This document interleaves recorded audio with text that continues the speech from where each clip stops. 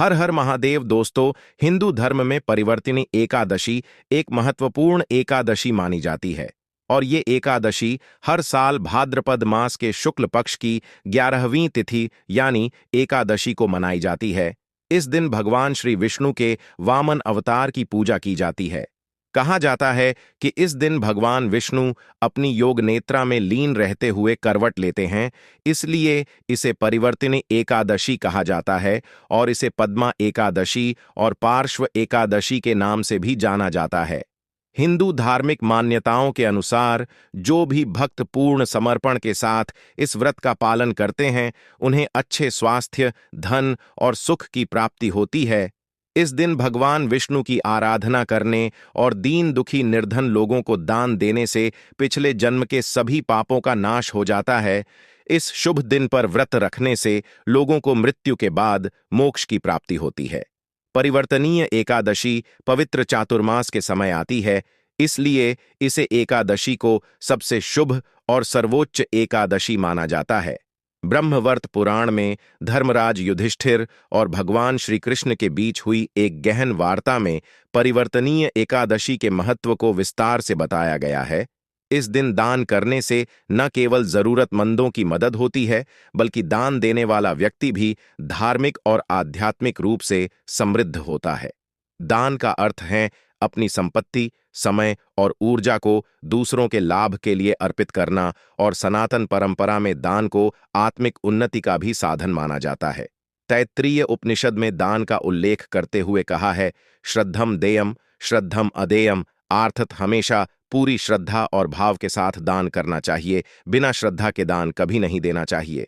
श्री गोस्वामी तुलसीदास जी कहते हैं, प्रगत चारि पद धर्म के कली महु एक प्रधान, जेन केन विधि दीन दान करे कल्याण, अर्थात धर्म के 4 चरण सत्य, दया, तप और दान प्रसिद्ध है, जिनमें से कलयुग में एक दान रूपी चरण ही प्रधान है, जो किसी भी प्रकार से किए जाने पर दान कल्याण ही करता है।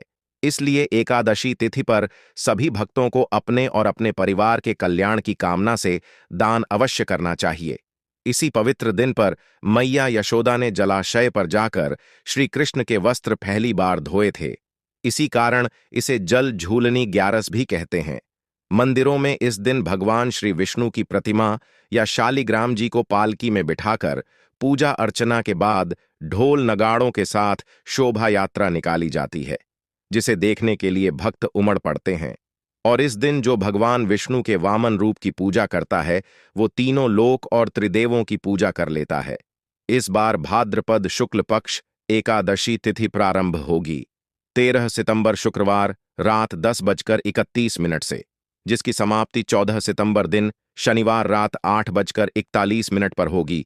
इसलिए इस बार केवल 14 सितंबर दिन शनिवार को ही परिवर्तनीय एकादशी का व्रत रहेगा, और व्रत से एक दिन पहले दशमी तिथि के नियमों का पालन करके व्रत रखने के बाद अगले दिन रविवार को व्रत का पारणा किया जाएगा। द्वादशी तिथि प्रारंभ होगी 14 सितंबर शनिवार रात 8:42 से, और 15 सितंबर रविवार शाम 6:12 पर द्वादशी तिथि समाप्त होगी। व्रत का पारणा 15 सितंबर दिन रविवार को सुबह 6:17 से 9:10 के बीच में किया जाएगा।